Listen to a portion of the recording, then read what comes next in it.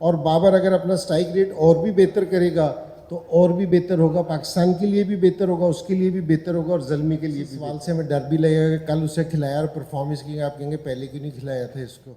बात यही है कि मैं ये नहीं कह सकता कि जी 3 मैचों में आपको सानुल्लाह एक्शन में नज़र आएगा, ये भी हो सकता है कि अगले मैच में भी नज़र आए। इंज़ाम भाई, जी वालेकुम अस्सलाम। पहले तो बहुत मुबारक हो आपको मैच जीतने के लिए। अब ये बताइएगा कि अभी आपने ट्रैवल करके मुल्तान जाना है और फिर पिंडी जाना है, तो क्या ये बहुत ज़्यादा ट्रैवलिंग ऐसे क्रूशल मोमेंट के ऊपर टीम के लिए थोड़ी हेक्टिक नहीं हो जाएगी? नहीं, ठीक है कि ये शेड्यूल पहले से है और पता है कि जी आपको कि जी ट्रैवलिंग आपने करनी है, तो हो सकता है कि हम इस पोजीशन में ना होते अगर शुरू में थोड़ा सा बेहतर खेलते, लेकिन मेरे ख्याल में ये कोई इतनी हेक्टिक ट्रैवलिंग नहीं है कि जी इससे फ़र्क पड़े परफॉर्मेंस पे।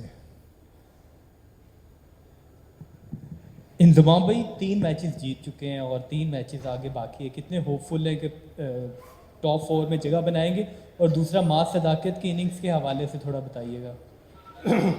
देखिए, मास सदाकत मेरा मतलब है डेब्यू था उसका और उस पर प्रेशर था, लेकिन जिस तरह वो खेला, हालांकि वो ओपनर है, उसको मिडिल ऑर्डर में खिलाया, लेकिन जिस तरह उसने परफॉर्म किया वो बड़ा ज़बरदस्त था। और प्लेयर की जो सारों से बड़ी चीज़ होती है ना, वो टेम्परामेंट देखने वाली होती है। उसका टेम्परामेंट बहुत ज़बरदस्त लगा, जिस तरह वो खेला, प्रेशर भी था, विकेट भी इतना आसान नहीं था, बॉलिंग भी अच्छी थी, लेकिन जिस तरह खेला तो वो काबिल दीद है और मेरे ख्याल में ये इसको आगे इससे भी बेहतर परफॉर्मेंसेस देनी चाहिए। भाई शकील खटक हेयर। अच्छा रिजवान भाई, कहीं अभी अपना सॉरी इंतज़ाम भाई, कहीं ये अफसोस तो नहीं हो रहा कि मास को हम लोगों ने लेट खिलाया थोड़ा सा, क्योंकि जिस तरह से उसने परफॉर्म किया, जिस तरह से एग्रेसिवली वो खेला, प्रॉपर एक वो हम कहते हैं ना कि कम्पैक्ट किस्म की इनिंग्स थी उसकी। साथ में नाहिद राना के बारे में अगर आप थोड़ा सा अपडेट कर दें कि वो अभी तक खेल नहीं रहा, कि बड़े अच्छे बॉलर हैं, आज भी हम एक्सपेक्ट कर रहे थे वो शायद खेलें। अब आपके इसी सवाल से हमें डर भी लगेगा कि कल उसे खिलाया और परफॉर्मेंस की आप कहेंगे पहले क्यों नहीं खिलाया था इसको। तो अब ये कि जी ये तो आप जो ज़ल्मी की मैनेजमेंट टीम है उसको अप्रिशिएट करेंगे कि जी उसने यंग बच्चे को खिलाया था और उसने परफॉर्मेंस दी, तो ये अच्छी चीज़ है। और जल्दी और देर नहीं होती, ज़रूरत के हिसाब से है कि जहाँ आप फील करते हैं कि आपकी टीम में जगह बनती है तो फिर आप उसको वहाँ मौका देते हैं। हालांकि वो ओपनर था, आपको पहले बताया, लेकिन ओपन पे जगह उसकी नहीं बन रही थी, उसको मिडिल ऑर्डर पे खिलाया।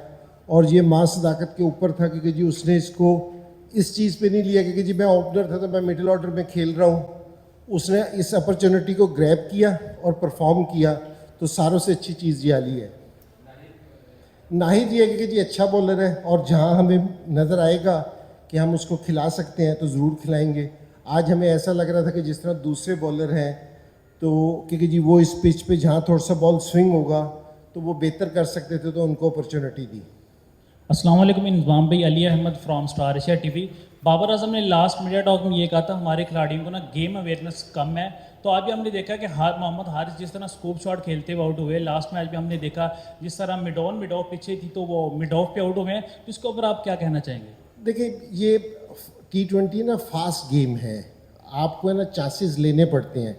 आप ऐसे नहीं है कि जी ये कोई टेस्ट मैच है या ODI है कि आप थोड़ा सा सेफ खेलते हैं, आपको चांसेस लेने पड़ते हैं। आपको रिस्क जब तक नहीं लेंगे और जब तक इस तरह की शॉट्स नहीं खेलेंगे तो आपको स्कोर नहीं मिलेगा। यहाँ सारे टाइम जिस तरह टीम की प्लानिंग होती है कि जी आप 200 रन करें या 200 से ज़्यादा करें, तो वहाँ इस तरह की चीज़ें करनी पड़ती हैं और उसमें बाद में आप कामयाब भी होते हो, बाद में नहीं भी होते। लेकिन ये T20 ना चांसेस का खेल है कि जी आपको एग्रेसिव क्रिकेट खेलनी पड़ती है, तो उसमें इस तरह की चीज़ें देखने को मिलती हैं। ये नहीं है कि अवेयरनेस नहीं है प्लेयर्स को, लेकिन रिस्क लेना पड़ता है, हाई रिस्क है इसमें। इंजी भाई, आज हमने देखा है कि बाबर आजम 1 डाउन पोजीशन पर आकर खेले हैं।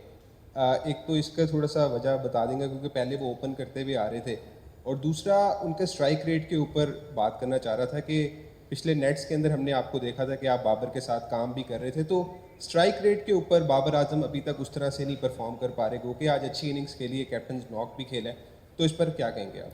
देखिए, एक तो बाबर वर्ल्ड क्लास प्लेयर है, अगर हम कहेंगे कि जी हमने उसका नंबर चेंज किया तो ये बिल्कुल नहीं है।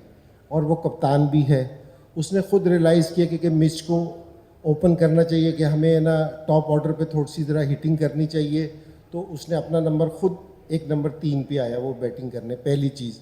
दूसरी चीज़ ये कि जी वो जो उसका स्ट्राइक रेट है, आज वो जिस तरह टीम की रिक्वायरमेंट थी उस तरह खेला।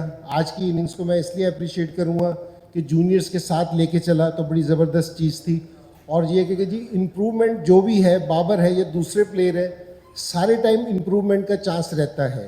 और बाबर अगर अपना स्ट्राइक रेट और भी बेहतर करेगा तो और भी बेहतर होगा, पाकिस्तान के लिए भी बेहतर होगा, उसके लिए भी बेहतर होगा और ज़ल्मी के लिए भी बेहतर होगा। Last question please. जी इंजी भाई, बहुत बहुत मुबारक आपको। एहसानुल्लाह पर बहुत मुश्किल वक्त आया लेकिन पेशावर ने उनका भरपूर साथ दिया। 3 मैचेस आपके बाकी हैं, क्या हम देख सकते हैं कि एहसानुल्लाह कॉम्बिनेशन में आ सकता है? देखिए मैं आपको आज बताऊं, आज डिस्कशन में हमारी एहसानुल्लाह भी था। जिस तरह की पिच थी हम सोच रहे थे कि जी एहसानुल्लाह को भी खिलाएं। तो असल में बात यही है कि मैं ये नहीं कह सकता कि जी 3 मैचों में आपको एहसानुल्लाह एक्शन में नज़र आएगा। ये भी हो सकता है कि अगले मैच में भी नज़र आ जाए। जहाँ पे कंडीशंस होंगी, जहाँ टीम की मैनेजमेंट महसूस करेगी कि जी ये खेल सकता है, ये इस टाइम है ना हमें ज़रूरत है इसकी, तो उसको ज़रूर मौका देंगे। हाँ ये है कि जी ज़ल्मी ने जिस टाइम उसको ज़रूरत थी, और मैं ये नहीं कहूँगा कि जी अभी हमने उसको PSL में रखा है, हम उससे पहले से उसको लुक आफ्टर करते आ रहे थे। क्योंकि जी हम 3-4 महीने पहले से उसको उसके साथ है ना हम काम कर रहे थे, तो फिर हमने उसको PSL में यहाँ अपने पास रखा।